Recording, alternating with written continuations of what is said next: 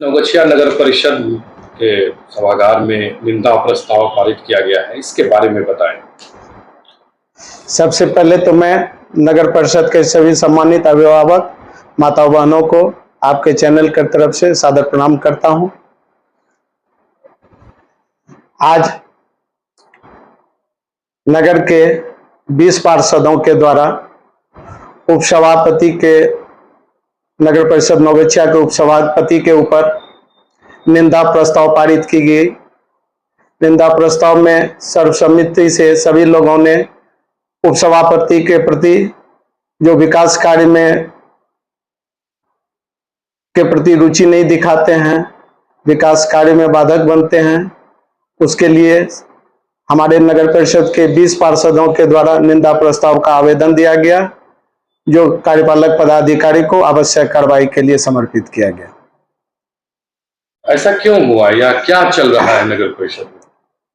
देखिए, मैं आपको शुरू से विस्तार से बताता हूं कि नगर परिषद के गठन के उपरांत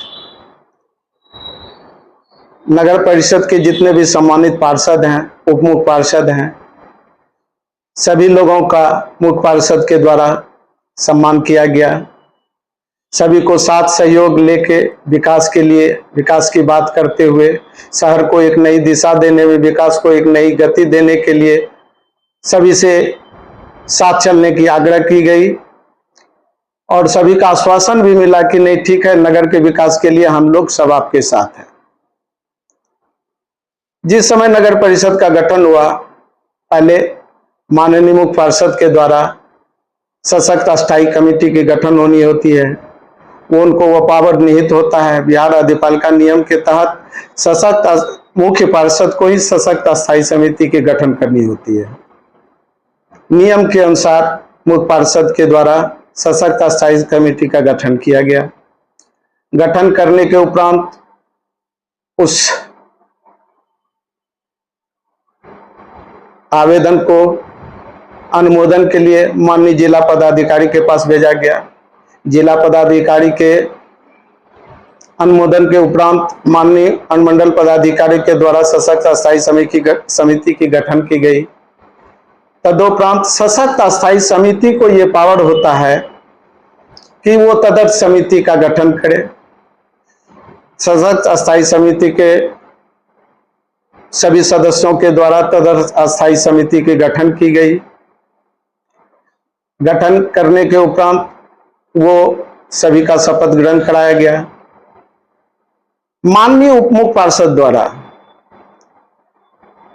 जिस समय सशक्त अस्थायी समिति की गठन हुई, उस समय भी उनके द्वारा यह आरोप लगाया गया कि मुख्य पार्षद के द्वारा जबरदस्ती किया गया, जबकि जो भी कार्य होता है वो नियमानुकूल होता है, न्याय संगत होती है। जो संविधान में बोला जाता है उसी के अनुरूप नगर परिषद में सभी कार्य हो रहा है। फिर तदुपरांत तदर्थ अस्थायी समिति के गठन के उपरांत भी उनके द्वारा यह आरोप लगाया गया कि ये भी अध्यक्ष के द्वारा जबरदस्ती किया गया। तदर्थ समिति का गठन जो हुआ, अध्यक्ष महोदय जबरदस्ती की है। उनके लिए भी उन्होंने जिला पदाधिकारी को, अनुमंडल पदाधिकारी को, आयुक्त को, कार्यपालक पदाधिकारी को, सभी को लेटर लिखा, जो न्याय संगत कहीं भी नहीं सटीक बैठता है। ये सिर्फ सस्ती लोकप्रियता पाने के लिए, विकास कार्य को बाधित करने के लिए इस तरह का आचरण उपयोग करते हैं, या व्यक्तिगत कुछ जलन हमसे हो, इसके चलते वो इस तरह का व्यवहार करते हैं। तदुपरांत इसके उपरांत बजट सत्र की बैठक बुलाई गई। बजट सत्र में कार्यपालक के द्वारा एक निजी एजेंसी को हायर किया गया। निजी एजेंसी को हायर कर सुंदर बजट, शहर में अंतिम पायदान में खड़े व्यक्ति तक लाभ पहुंचाने के लिए एजेंसी को हायर किया गया और उस एजेंसी के द्वारा बजट को बनाया गया। सभी पार्षदों से लेटर के माध्यम से अनुरोध किया गया कि बजट पास होनी है, आप लोग सभी पार्षद बजट जो है बना के अपने अपने लेटर पैड में कार्यालय में समर्पित करें।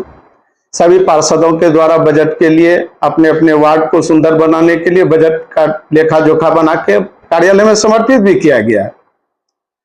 बजट को पारित करने के लिए सशक्त अस्थायी कमेटी के गठन की गई, जिसमें उप मुख्य पार्षद भी प्रेजेंट रही, मुख्य पार्षद भी प्रेजेंट रही और सशक्त अस्थायी समिति के सभी सदस्य भी प्रेजेंट रहे। सबों ने सर्वसम्मति से बजट को स्वीकार किया, ध्वनि मत से पारित किया कि अच्छा बजट बना और लाभ का बजट बना। इससे शहर के सबसे अंतिम पायदान में खड़े व्यक्ति को भी लाभ पहुंचेगा। उसके उपरांत फिर आम बैठक में 2800 वार्ड के पार्षद को आमंत्रित किया गया। आम बैठक में भी बजट को सभी को ध्वनि मत से पारित किया गया सभी के द्वारा, और सभी से सुझाव भी मांगा गया कि बजट में यदि कुछ छूट रहा है तो आप लोग अपना और सुझाव दें। लेकिन सबों ने बजट को पारित किया। बजट उस समय फोटो सेशन में सब लोग प्रेजेंट रहे बजट को पारित कराने में, जो बहुत जगह से भी होगा, बहुत पार्षदों के पास होगा। लेकिन बजट पारित होने के उपरांत भी इन्होंने फिर सब चीज करने के उपरांत ही बोलते हैं कि नए बजट को जबरदस्ती पास कर लिया है। अब इसका तो कोई जवाब नहीं, बजट तो जबरदस्ती पास होता नहीं है। तो ये सिर्फ अध्यक्ष को नीचे दिखाने के लिए, जनता में अध्यक्ष की छवि को खराब करने के लिए ये प्रयास करते रहते हैं। फिर तदुपरांत विकास, शहर के विकास कार्य को सुदृढ़ करने के लिए, विकास को प्रगति में लाने के लिए, शहर को सुंदर बनाने के लिए निविदा का निकाला गया। निविदा निकालने के क्रम में फिर से सशक्त अस्थायी कमेटी की गठन की गई। सशक्त अस्थायी कमेटी के द्वारा जहां जनहित में जिस वार्ड में जितनी योजना होनी चाहिए सभी के द्वारा जो जो योजना दिया गया, सबों को 10-10 लाख रुपए का सभी वार्ड में दिया गया। और जनहित में देखते हुए कि जो बहुत न्याय जरूरत था, जैसे मैं उदाहरण देता हूं आपको कि श्रीपुर में जिस रोड को 50 लाख रुपया मेरे द्वारा दिया गया शहर के विकास के लिए, वो रोड आज तक आजादी के बाद से बना ही नहीं है और वो हमारे नगर परिषद क्षेत्र में आ गया है। तो क्या उस वहां के रहने वाले व्यक्ति को क्या रोड पे चलने का अधिकार नहीं है? क्या हमारा दायित्व नहीं है कि हम उस व्यक्ति को उचित समुचित लाभ पहुंचाएं? इसके तहत मैंने जनहित में देखते हुए श्रीपुर में 50 लाख का काम दिया। हमारे शहर में गोपाल गौशाला एक जगह है जहां विकसित कर लोगों को चिल्ड्रन पार्क या पार्क की व्यवस्था दी जा सकती है कि हमारे शहर में कोई भी यदि कुटुंब आते हैं तो उनको एक जगह बैठने का, शाम में टहलने का व्यवस्था हो, वो वहां पे बैठे घूमे। इसके लिए मैंने 50 लाख रुपया वहां स्वीकृत किया कि एक पार्क के रूप में वो डेवलप हो जाएगा तो शहर में, एक शहर के अंदर एक चीज बन जाएगी, अच्छी चीज बनेगी और लोगों को शाम में सुबह में मॉर्निंग वॉक करने के लिए भी जगह मिलेगा और बच्चे को खेलने की भी व्यवस्था होगी। तो वो कहां तक अनुचित है? जबकि उप मुख्य पार्षद के वार्ड में उन्होंने आरोप लगाया श्रीपुर में 50 लाख दे दिया, वहां 50 लाख दे दिया, तो मैंने आपके वार्ड में भी 25 लाख का काम दिया, उसके बारे में आपने क्यों नहीं आरोप लगाया कि आपके वार्ड में 25 लाख का काम क्यों हो गया? आपके वार्ड में काम नहीं मिलता है, शहर को डेवलप करना ये हिस्सेदारी नहीं होती है। ये जो उप मुख्य पार्षद का कहना है कि हिस्सेदारी बांटो, हिस्सेदारी नहीं होती है। जनहित में जहां भी जरूरत हो उसको सब मुख्य पार्षद, उप मुख्य पार्षद, सभी पार्षदों को मिलकर जो हमारे शहर का 2800 वार्ड में सबसे पिछड़ा हुआ वार्ड है उसको डेवलप करने का सबका दायित्व बनता है। सबको जनता इसी के लिए वोट देती है कि वो हमारे सुख दुख में खड़ा रहे, हमारे विकास कार्य को आगे बढ़ाए, इसके लिए लोग वोट देती है। लेकिन सस्ती लोकप्रियता पाने के लिए, लोगों के बीच अपनी छवि को बढ़ाने के लिए, मुख्य पार्षद की छवि को धूमिल करने के लिए वो इस तरह का बयानबाजी करते हैं जिसका कोई भी ऐसा नहीं है कि कोई भी आधार हो। मैं आपको एक बात और बताऊं, सशक्त अस्थायी समिति के बैठक संख्या 13/2 को 15 प्रस्ताव संख्या 15 में तदर्थ का गठन किया गया। इनके द्वारा कहा गया कि जबरदस्ती कर लिया गया, जबकि ये नियमानुकूल है। सशक्त अस्थायी समिति का गठन 2000 अधिनियम 2007 धारा 21 के तहत मुख्य पार्षद के द्वारा सशक्त अस्थायी समिति के गठन करनी थी। उनके द्वारा ये बोला गया कि ये गलत हो गया, ये जबरदस्ती किया गया। इसी के विरुद्ध में आज हमारे शहर के, हमारे नगर परिषद के 20 पार्षद के द्वारा उन्होंने देखा कि ये उप मुख्य पार्षद जो है विकास विरोधी हैं, ये किसी भी वार्ड में विकास नहीं होना देना चाह रहे हैं। इसके लिए उन्होंने आज सर्वसम्मति से, मैंने नहीं, उनके द्वारा मुझे आवेदन दिया गया कि उप मुख्य पार्षद के कार्यकाल क्रियाकलाप से हम लोग विक्षुब्ध हैं, इनके कृत्य से विक्षुब्ध हैं, इसलिए हम लोग अपने 20 पार्षद इनके क्रियाकलाप के प्रति निंदा प्रस्ताव पारित करना चाहते हैं, और उन्होंने निंदा प्रस्ताव आज पारित कराया। जो आगे के लिए हमारा ये नहीं कहना कि हम उप पार्षद या किसी के साथ अहंकार या किसी तरह की बात के वाद विवाद या किसी के उपेक्षा, किसी के मान सम्मान से खेलने का कोई काम मेरी कोई रुचि नहीं रहती है। मेरा सिर्फ एक ही रुचि है, शहर का विकास हो।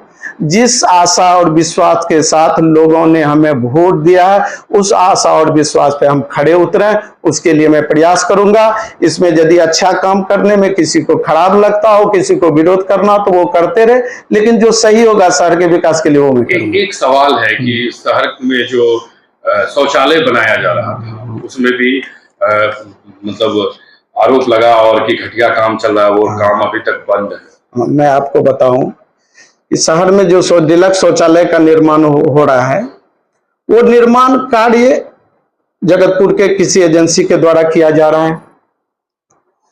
माननीय उप मुख्य पार्षद के द्वारा उस कार्य का निरीक्षण किया गया, जो स्वागत योग्य है। इस तरह की निरीक्षण का कार्य सभी पार्षदों के द्वारा होना चाहिए, मुख्य पार्षदों के द्वारा होना चाहिए, उप मुख्य पार्षद के द्वारा होना चाहिए। उन्होंने निरीक्षण किया, डिलक्स शौचालय का निर्माण हो रहा था।